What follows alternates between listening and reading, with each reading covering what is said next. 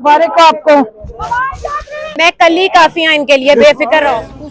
ये मेरी हालत की है, कोई लिहाज नहीं था कि कौन है कौन नहीं है। उन्होंने वर्दी फाड़ दी और डकैती कर दी। शुक्र अल्लाह का ये नहीं कहा कि दिन दहाड़े इज्जत लूट ली। क्योंकि अस्सलाम वालेकुम, मैं हूं फैसल तारिड़। आज 27 जनवरी 2023 है और आज दिन है जुमातुल मुबारक का। 25 जनवरी को फवाद चौधरी साहब को सुबह सुबह लाहौर उनके घर से गिरफ्तार किया गया था। फिर उसके बाद लाहौर की कैंट अदालत में पेश किया गया। उसके बाद लाहौर हाई कोर्ट के अंदर एक एपिसोड हुई और पुलिस ने लाहौर हाई कोर्ट की धज्जियां उड़ाई और उसके बाद फिर 25 की रात को यहाँ F8 इस्लामाबाद कचहरी में फवाद चौधरी साहब को पेश किया गया था। 2 रोज़ा जिस्मानी रिमांड फवाद चौधरी साहब को मिला था और आज दोबारा उनकी समाअत थी। फवाद चौधरी को सुबह सुबह यहाँ पे 8 साढ़े 8 बजे पेश किया गया। काफ़ी दलाइल हुए। फवाद चौधरी ने कहा कि ये मेरी जमात का मौक़िफ़ है, मैंने जो बात की है मैं उस पर कायम हूँ, हम यजीद की बायत नहीं करेंगे। उन्होंने कहा यह करबला का मंजर बना हुआ है, हमें दबाया जा रहा है, हम हक के साथ खड़े हुए हैं और हम जो है वक्त के यजीद के सामने कभी नहीं झुकेंगे, फिर चाहे उसकी जो भी कीमत अदा करनी पड़े। फैसला महफूज हुआ और अब से कुछ देर पहले फैसला सुना दिया गया है। फवाद चौधरी साहब को जुडिशल कर दिया गया। कल हमने आपको बताया था कि उम्मीद है कल वो जुडिशल हो जाएंगे और उसके बाद उनकी जमानत फाइल की जाएगी। अब ये तो फवाद चौधरी का केस है कि जो उन्होंने वो बड़ी बहादुरी से जरा भी नहीं रोए, जरा भी नहीं झुके, जरा भी कोई लूज टॉक नहीं की, बल्कि डटे रहे। उनकी यहाँ पे एहलिया भी नजर आई, उनकी गुफ्तगू भी आपको सुनाएंगे। वो भी इंतहाई बहादुरी के साथ यहाँ पे खड़ी रही, मुस्कुराती रही, मुकाबला करती रही। तो ये इस केस के अंदर फवाद चौधरी और उनकी एहलिया को हमने देखा कि किस तरह वो पूरे मुल्क के लिए मिसाल बने हैं कि बहादुरी के साथ किस तरह से केसेस का और गिरफ्तारियों का मुकाबला किया जाता है। अब जनाब सुप्रीम कोर्ट के अंदर राजा रियाज की तकर्री चैलेंज कर दी गई है कि बतौर अपोजिशन लीडर उसको चैलेंज कर दिया गया है। नंबर 2 और सबसे बड़ी खबर, मोहसिन नकवी पंजाब के निगरान वजीर आला, उनकी तकर्री भी सुप्रीम कोर्ट के अंदर चैलेंज हो चुकी है। तो ये एक तरह से सूरत हाल बनी हुई है। दूसरी तरफ डॉलर 270 के करीब, यानी दिन को सुबह जब हुई तो 261 पर डॉलर पहुंचा हुआ था और अब 8 रुपए के इजाफे के साथ डॉलर 270 के करीब पहुंच चुका है। लेकिन मीडिया पे क्या तैयारियां हो रही हैं? तैयारियां ये हो रही हैं कल मरियम नवाज का किस शानो शौकत से इस्तकबाल होगा, कितने लोग होंगे, कितने फूल लेके जाएंगे, किस किस टीवी चैनल पे चलाया जाएगा, इस वक्त वो तैयारियां हो रही है। साथ ही कुछ खबरें, रात को मुकदमा दर्ज हो गया था फरूक हबीब के खिलाफ और शेख रशीद के हवाले से भी खबर है कि वो लाल हवेली के बाहर एक एपिसोड वहाँ पे भी करने की कोशिश की जा रही है। पुलिस भी और FC भी शायद वहाँ पे पहुंची हुई है और शेख रशीद की गिरफ्तारी की भी कल खबर चली थी कि उनको भी गिरफ्तार किया जा सकता है। और आज फरूक हबीब के हवाले से भी कुछ मुबैना खबरें चल रही हैं कि वो भी या तो गिरफ्तार हो चुके हैं या उनको गिरफ्तार किया जा सकता है, क्योंकि कल ही उनके अगेंस्ट चोरी का मुकदमा दर्ज हुआ था कि वो जो विगो डाले को वो धक्का मार रहे थे और उनको कह रहे थे कि आप अमल करें लाहौर हाई कोर्ट के पर, तो उस जुर्म में उनके खिलाफ भी मुकदमा दर्ज हो चुका है। मुल्क तबाह हो रहा है, डॉलर जो है वो काबू में नहीं आ रहा, लेकिन स्टेट और रियासती अदारे इस वक्त जो करने में लगे हुए हैं वो आप बेहतर जानते हैं। आज जो एक इस्तबदाद था रियासत की जुल्म और बर्बरियत के खिलाफ हमें पहली कामयाबी हुई है। आज फवाद साहब को जुडिशल रिमांड पे जेल का ऑर्डर किया, उनका फिजिकल रिमांड जो इस्तदा की थी वो मुस्तरद हुई है और अभी हम बेल फाइल करने वाले हैं। फौरन ही हम आज जो है इस पर्चे में अभी फवाद साहब की पोस्ट अरेस्ट जो बेल है वो हम करेंगे। इसके साथ साथ मुझे ये कल से इतला आ रही है कि ये जो इम्पोर्टेड गारमेंट है ये आजम सवाती साहब की तर्ज के ऊपर जो है मुख्तलिफ इलाकों में, दूर दराज के इलाकों में पर्चे करके फवाद साहब की शायद कस्टडी वहां पे लेके जाना चाहेंगे। इस सिलसिले में भी हम आज ही जो है इस्लामाबाद हाई कोर्ट और अगर जरूरत पड़ी तो सुप्रीम कोर्ट में भी जाके हम ये पिटीशन फाइल करेंगे कि उनको इस्लामाबाद में अदालत की परमिशन की बगैर कस्टडी से रिमूव न किया जाए और जाली और झूठे पर्चे चाहे वो जहां पे भी हो, वो हिंदुस्तान में भी होंगे तो हम जाके लड़ेंगे और अगर पाकिस्तान की तो किसी साइड पे।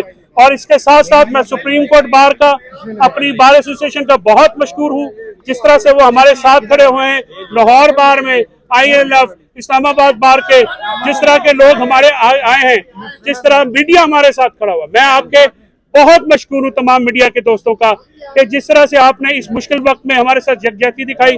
हम आपके तहे दिल से मशकूर हैं। हम आपकी मदद चाहेंगे इस मुल्क में जमहूरियत और आइन की बालादस्ती के लिए, क्योंकि जब तक सियासी कारकुन, वकला और मीडिया ये तीन ताकतें मिलेंगी तो पाकिस्तान में जमहूरियत आएगी, आइन की बालादस्ती होगी। और अभी इसके साथ साथ आज हमने सुप्रीम कोर्ट में पीटीआई की तरफ से और लाहौर हाई कोर्ट में ये जो हुक्म आइन अदूली हो रही है, आइन का हुक्म जो है उसको नहीं माना जा रहा। हम डेट लेने के लिए भी जा रहे हैं और आज ये जो गवर्नर साहबान की तरफ से इलेक्शन को डिले करने का एक सोचा समझा मंसूबा, उसमें मशवराकार वफाकी काबीना और केयर टेकर सेटअप के लोग भी हैं और कुछ ऐसे इदारे जो हमारे खिलाफ मुद्दई हैं वो भी इसमें शामिल हो सकते हैं। हम इस चीज को इंश्योर करेंगे कि पाकिस्तान के आइन के मुताबिक 90 दिनों के अंदर ज़िमनी जनरल इलेक्शन हो, 2 सूबों में दोनों की हुकूमतें कायम हो। इंशाल्लाह पाकिस्तान में आइन और कानून की बालादस्ती होगी। और मैं हमारी सारी फैमिली, मीडिया की, वकला की, हमारे अपने वोटर्स की, हल्के के लोगों की हम बहुत मशकूर हैं पूरे खानदान की तरफ से।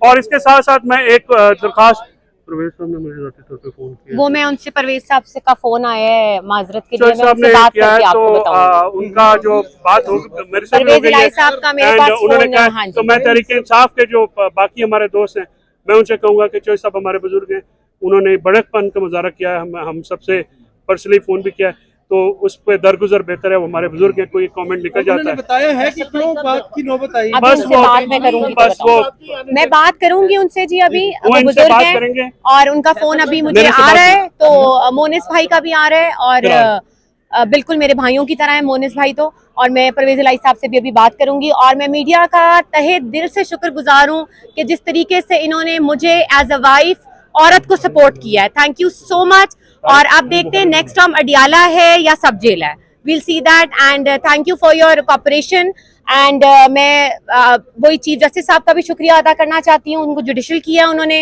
अब देखते हैं 14 दिन का रिमांड तो मुस्तरद हुआ है। नहीं, वो अभी भी हम बेल कर रहे हैं। अब इनका पहला केस है, इंशाल्लाह सीख जाएंगे। अच्छा, वैसे चौधरी साहब बेल का अगला प्रोसेस क्या है जरा जी, बताइएगा। पोस्ट अरेस्ट बेल जो है चौधरी फवाद साहब की वो हम अभी मूव कर रहे हैं। Yes. हमारी कोशिश होगी कि सेम डे नोटिस करके बेल का प्रोसेस शुरू किया जाए और अब जमानत की तरफ हम जा रहे हैं, जो कि हमारा इस्तेहकाक है।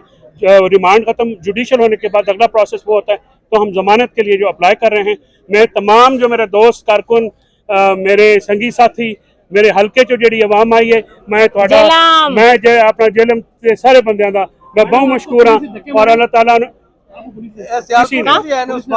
पाँव जख्मी है, पता नहीं गाड़ी चढ़ी है कि क्या हुआ, पाँव जख्मी है। पुलिस की जरूरत नहीं है, जो हमारी खातन को हाथ लगाएगी, जो हाथ लगाएगा उसको हम पूरी तरह से निपटेंगे। हमें आता है। इमरान खान इन चोरों, डाकुओं, लुटेरों का डट के मुकाबला कर रहा है और ये मेरा क्लिप रिकॉर्ड पे रखना है कि इमरान खान 3/4 से वापस आ रहा है। दोनों 3/4 से मरकज में भी वापस आएगा इमरान खान। रोक सको तो रोक लो।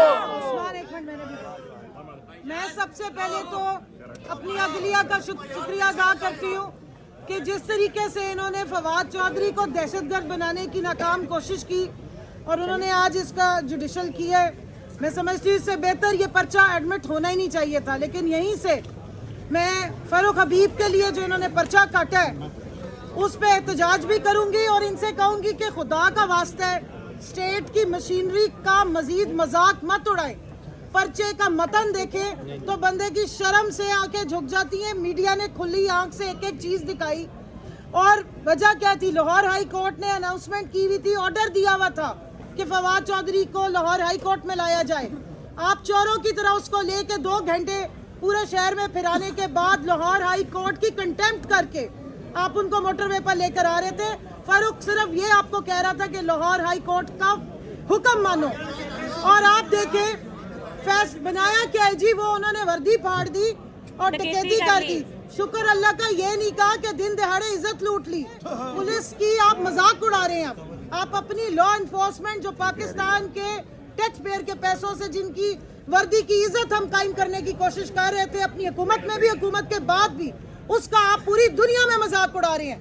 अगर फवाद चौधरी की बातों से आपके दिल फटते हैं और आप सच्चाई का मुकाबला नहीं कर सकते तो आप उसको दहशतगर्द बना देते हैं। और जो असली दहशतगर्द हैं, जो केपी में अब आप देखें इस वक्त दोबारा दहशतगर्दी, उस पे ना हुकूमत की ना किसी और की जुबान खुल रही है।